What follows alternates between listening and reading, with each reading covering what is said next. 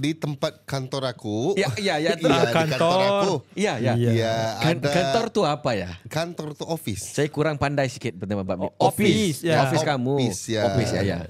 Okey, ada banyak student-student ya. Budak-budak lah. Budak-budak yang bersekolah. Bukan budak-budak. Okey. Budak-budak yang bersekolah tapi Gatal telinga aku lah. Bersekolah. Telinga aku gatal aku tak. Later lah.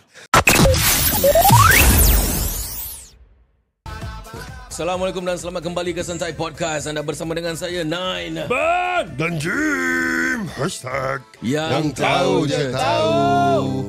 Itu dulu kata siapa cover tak? Enggak tahu. Kau tak tahu? Dia dulu Raja. Ila and the Boys lah. Tak, Kumpulan Raja. Kau pernah raja? Sebelum lagu Jujur keluar, Bohemian Rhapsody diorang dah cover dulu. Baru Queen ambil. Queen ambil. Yelah tu. Habis kau kena goreng Ben. Aku main dengar, aku layankan. Sial, kau pulang Queen dengan Raja jauh. Jauh sah. Asal kau tak cakap area Peter Pan? Sekarang aku cakap no cap, ada Slay, Riz, Gaslighting. Mood biasalah. Slay is tapi macam... kalau mood, pada kita mood is kita punya mood tau. Happy, Yes. angry, sedih ni semua kan. Tapi pada diorang mood is setuju sangat. That's mood. Macam mana? How to use the... Cakap-cakap. Oi, aku makan aku ni dah, sedap aku dah kenyang ni lepas makan. Mood sangat. Itulah. Aku confused saja. Masya Allah. What the fuck sia one thing. Aduh. Okay. So macam dah apa dah kan dah stop.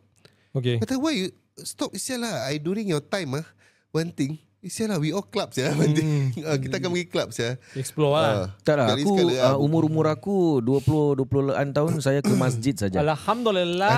Tak kisah. Saya tak pergi ke kelab ya. Kita tak judge. Kalau dulu sekarang dulu time kat sekolah, kalau kau kena rembat dengan cikgu kau kena sepak ke apa semua. Bapak suruh support. Kau balik rumah. Kau balik rumah, mak tadi cikgu pukul. Asal cikgu pukul? Tak buat homework lah gini. Padan dengan muka kau. Tu mak bergon Sekarang mak cikgu pukul gini-gini. Mak bapak sendiri yang turun dekat sekolah. Betul. Pukul cikgu. Sekarang ni kenapa kau buat anak aku macam ni?